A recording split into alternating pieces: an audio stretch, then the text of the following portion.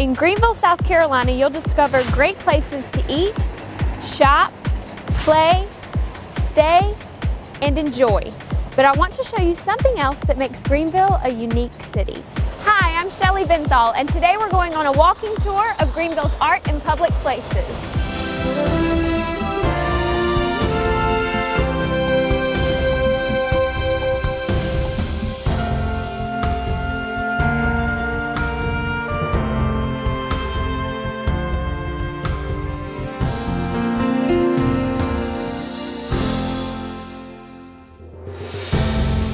Shaded with towering maples and oaks, the city of Greenville's award-winning Main Street offers a diverse collection of art intermixed among a wide selection of top-notch accommodations, fine dining, and world-class entertainment. Join me now for a stroll through the heart of downtown Greenville as we take a closer look at the artistic expressions found right here on Main Street. This sculpture, donated by Lindstrong of Lindstrong Fine Jewelry, was designed by internationally renowned artist Bob Doster. At the time of its commission, the slogan for the city was "A rising star is Greenville." So this piece is simply called Rising Star. Lindstrong traded several pieces of jewelry in order to obtain this Bob Doster sculpture for the city of Greenville. I have a friend, Bob Doster, who created this sculpture. He's in Lancaster, South Carolina, and he and I did a trade because I could not afford to purchase a piece this size. So he and I did a trade, so his wife got very many lovely pieces of jewelry, and then I gave it to the city. And it was first placed at Washington and Main, and when the Wachovia place was redone, it was moved up to College and Main. It's made out of Corten steel, and I did the Rising Star because stars are important to me, and Greenville was at one time called a rising star. And that was kind of the theme of the Greenville logo and imagery at that time. And it's a fabulous piece, and I love it, even though it's rusted.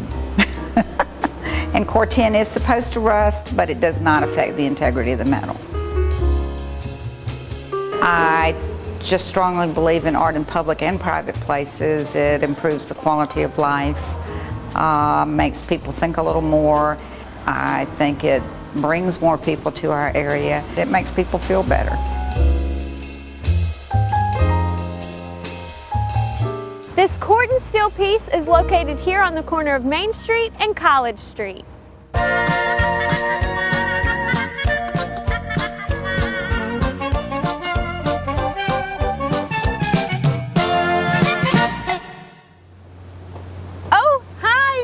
Sorry, this book is so charming I can hardly put it down. It's called Mice on Main, and it tells the story of an art attraction along Main Street that's popular with children of all ages. Mice on Main was an innovative senior project created and funded by Jimmy Ryan while he attended Christ Church Episcopal School.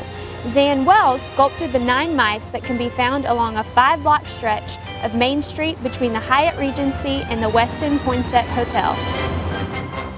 The young man who came to me wanting to do a piece of sculpture downtown as part of a high school project for his graduation. And we talked about various things to put downtown, maybe a bronze umbrella or bronze radio, something like that, that was just, maybe somebody would think, oh my goodness, somebody left the telephone over there. But as it evolved, his name is Jimmy Ryan, as it evolved, Jimmy came up with the idea of doing a project based on the Goodnight Moon book that he had read to him when he was a baby, a child. And so we did that project, and we started off doing one mouse. But then as we talked about it, we looked through the book, and of course there are 9 pictures of the mouse, the same mouse. So we decided to do 9 mice. So then Jimmy had to raise the money and work with city council and get permission to put the mice where they are now located. And we had a lot of fun picking out places to place the mice. And now people come from, you wouldn't believe, from Germany. You can pick up a website from Germany talking about the Mice on Main. And now we have illustrated and written a book about the mice, which has gone over with great success and bringing more people downtown to look at the mice.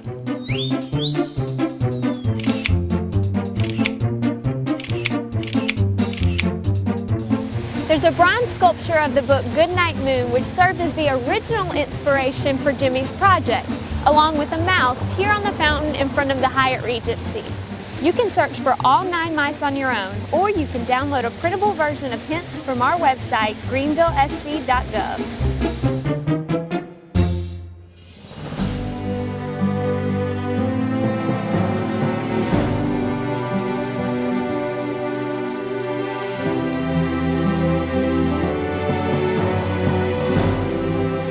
Here on the corner of Washington and Main Street, we find 2 students proudly descending the steps of Sterling High School.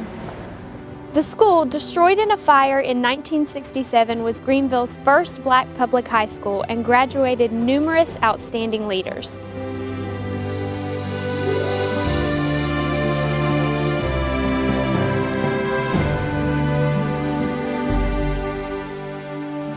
And then, of course, a monument to Sterling High School alumni, and that's the African American sculpture for downtown Greenville. Had just a fantastic group of folks who volunteered for that effort and put a lot of heart into it. The Sterling Alumni Association stepped forward with the initial funding and helped us on the logistics of that. And they found the artist, and that was a great effort too, and raised the money and made it possible after I think that took about 2 years from start to finish. Public art really serves a lot of different purposes. For one thing, it can reflect the character and the history of a community. And again, traditionally public art has been things like statues of historic figures or to commemorate important events in community's history. And we have some wonderful examples of that in Greenville, but it can do so much more. The art can reflect, it doesn't have to be a famous person in our history. For example, it can just be an important event in our history. Great example of that in Greenville is our Sterling High School statue. The people depicted in the statue are not specific individuals from history, but they are representative of a group of people, the young students who stood up for their civil rights and really made a stand and made a point that it was important that we make some changes. And we did make changes as a result, in large part of what they did and their courage and their willingness to speak out. And so that statue is a wonderful reminder of not necessarily a happy time in our history, but one that we need to stop and honor and celebrate that we have moved past that. So again, the art can serve so many different purposes, and it's just really important that we have a diverse representation of the types of art, the media that we use, and the moments in our history that we choose to stop and honor. This bronze artwork is found in front of the former Woolworth building, where Sterling students held sit-ins and protests during the civil rights movement. Sculptor Maria Kirby Smith stated that the depiction shows that despite hard times, the faculty, staff, and students triumphed.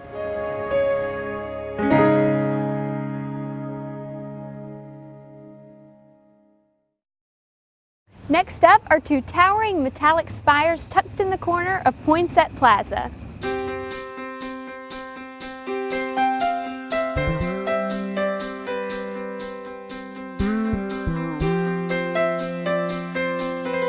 Philip Whitley sculpted this art piece titled Interval Mountainfall to portray 2 mountains with the space between them representing water. This sculpture was commissioned by the Greenville Arts and Public Places Commission.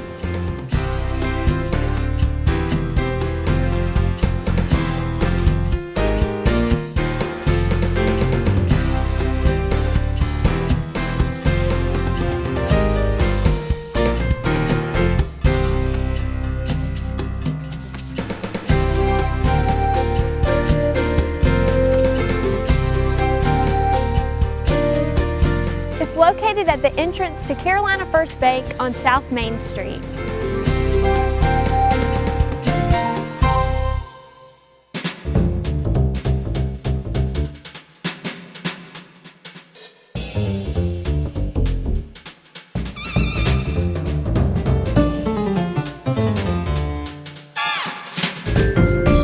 Scattered from the Poinsett Plaza visit to the Westin Poinsett Hotel are 28 Thoughts on the Walk.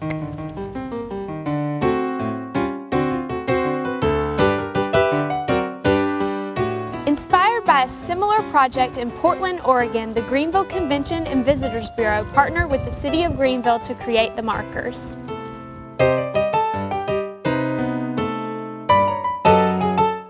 Foot traffic naturally slows down as people stop to read what's under their feet.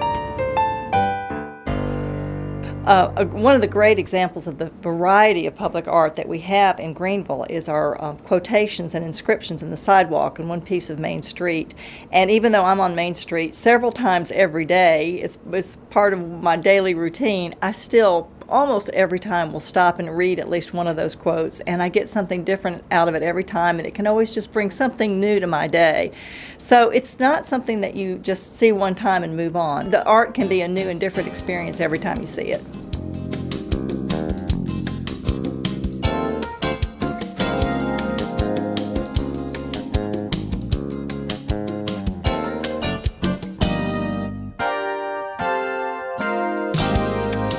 All these pieces of art are different in their own way. They all tell a story, a very different story.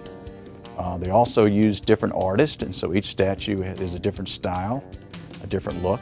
And again, I think it's particularly nice that all the historic pieces are blended in with abstract art pieces. It all kind of comes together to create a very lively Main Street. At the end of the day, when you ask what makes downtown Greenville special, I think it's the pedestrian experience. It's the experience you have walking down the sidewalk between all the large projects, the baseball stadium and Falls Park, and those are all very important and great things about downtown, but it's your experience in between these projects that make it so special. And the public art, the fountains, the historic pieces, the abstract pieces all come together to make it that special, enjoyable experience. And that, to me, is the heart and soul, the core of what makes downtown Greenville so great.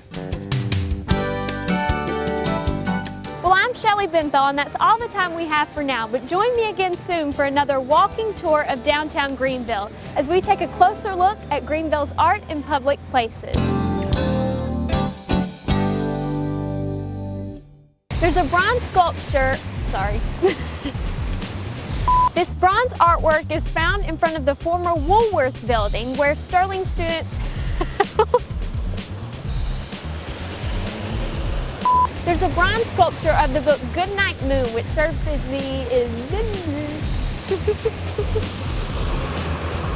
It's called Mice on Main, and it tells the story of an art attraction along Main Street. Oh wait, what does it say? There's a bronze sculpture of the book Goodnight Moon, which served as the